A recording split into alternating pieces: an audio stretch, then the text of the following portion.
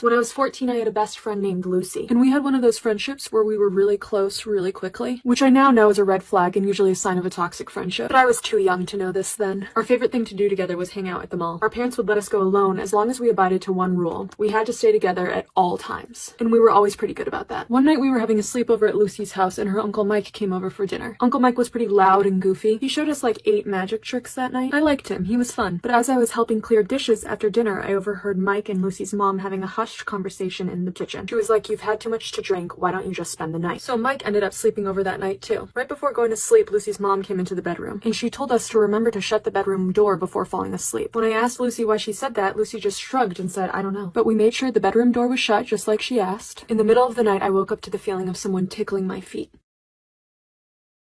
So I was having a sleepover at Lucy's house and I woke up in the middle of the night to someone or something tickling my feet. I scream and then I hear shuffling. Lucy wakes up and she's like, "What's wrong?" And I tell her that something was tickling my feet, but she doesn't believe me. I'm like, "Well, why is the door open? We shut it before we went to sleep." And she goes, "Relax. Sometimes it happens because there's a draft in the house." And I tell her that I think it was her uncle who was tickling my feet and she goes, "Oh, come on, you're hallucinating." And honestly, at the time I had a bad feeling about Lucy's reaction. It felt like she was gaslighting me and I had no idea why. A few weekends later, Lucy and I are chilling at the mall on a Saturday afternoon. My parents let us go to the mall together alone, but their one rule is that we have to stay together the whole time. They call it the buddy system. So that day, Lucy's acting weird. She keeps looking around nervously and checking her phone. She says she has to go to the bathroom, and I'm like, "Okay, I'll go with you," because we always go together even if the other person didn't have to pee. And Lucy's like, "No, I'll go alone. I'll be quick." And I'm like, "No, I'll just go with you." And she snaps really aggressively, and she's like, "Just stay here." And then she spins around and sprints away from me.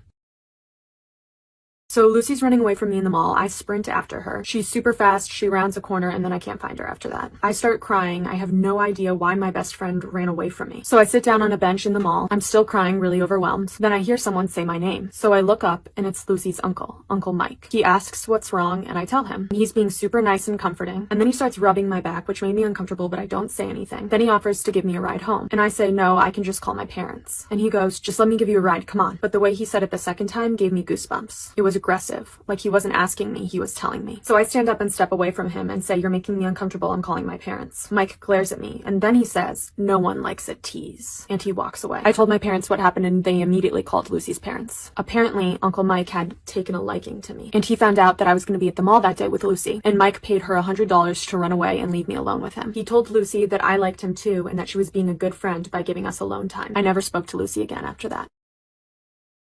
Part 2 of the hospital story. So once I could finally get words out, I said to my mum, "I have really, really bad pains in my lower right abdomen." And she kept asking me questions, but I couldn't really answer them because, again, I was going through another wave. So we thought that it could be appendicitis. So my mum and dad, they made the decision to take me to the hospital. By now, it was about 12 a.m. We got in the car and we made our way to the hospital. In the car, I could not stop crying and screaming because I was still in so much pain. When I got to the hospital, I gave them all the information they needed and what was happening with me. They took a urine sample and told me to go sit down. Put it this way, I was still in a hell of a lot of pain. Another wave came through of extreme pain.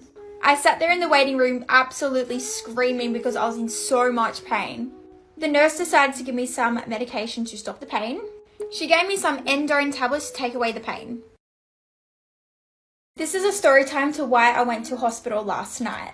So it was about 9 o'clock and I had the worst migraine you could ever think of, so I took 2 Panadols and I went to bed. At about 11:30, I woke up in the most excruciating pain in the lower right of my abdomen. I tried sleeping it off, but the pain was so excruciating, I had to make my way to my parents' room.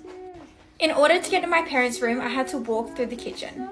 Once I had gotten to the kitchen, I passed out on the floor from the amount of pain that I was feeling. Once I had woken up, I made my way to my parents' room once again, and once I got to their room, I passed out again. My mum woke me up by saying, "What is wrong, what is wrong, what is wrong," repeatedly. And I was in so much pain that I physically just couldn't talk, I couldn't even breathe. I was just rolling around the floor screaming. At first, my dad thought I was having a panic attack because I get them when I'm stressed. So he was giving me breathing exercises, but I physically just couldn't do it because I couldn't breathe. Part 3 of the hospital story. Because I was in so much pain, she gave me some pain relief. She gave me 3 tablets, and to be honest, I was in so much pain that I didn't care what tablet I was taking at the time. I was just like, I need something to take away this pain. So my mum told me what I got. I got some endone and I got some paracetamol tablets. Once I took those tablets, the pain was going away a lot. I was still in pain, but the really excruciating pain waves were going. I sat in the waiting room for about 2 hours. The nurse comes over to me and she's like, "How are you feeling?" And then I said, "I'm feeling better now. Like, I still have a bit of pain, but like, it's not excruciating. Like, the endone has helped." The nurse asked me if I'd like to stay and see a doctor or go home because it was still early hours. Like, I only had it for like 2-3 hours. So she said, maybe just go home, sleep, and when the tablet wears off, see if you're in pain. And if you still are, come back to the hospital and we'll have a look. It is now the next day and I'm feeling pretty good. So we still have no idea what actually happened to me. 4 years ago, back in grade 8, me and my friends, we all had Kik. If you don't know what Kik is, it's basically like a messaging app. And this one girl from my school, she had a bunch of group chats that she was in, so she added me and my friends in. We made lots of new friends from it and everything, and this one guy, I would talk to this one guy. It wasn't only me who talked to him, my friends talked to him as well. I live in Canada, and this guy lived all the way in America. So I asked for his number because I was going out to my friend's house, which I didn't have Wi-Fi there, and I was too scared to ask, so I got his number and we started talking. We were literally talking all night on the phone, like texting and calling.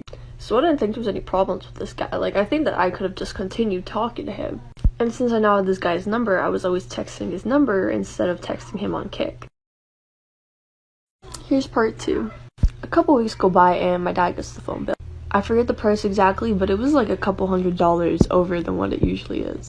So my parents, I don't know what they did, but they looked at my phone call log and stuff. And they saw I was talking to someone from America, which made my phone bill go up so much. There's more detail to the story, but I'm still not going to explain it to save time. So basically, once my mom did like research or something, I don't know, she grounded me and she told me I'd only be grounded for 6 months. My parents took everything away from me. My room was literally empty. I had nothing. I had to do so much more work for my parents to try and get ungrounded and to try and improve my lesson. But that didn't work. So then 6 months goes by and they still don't give my stuff back.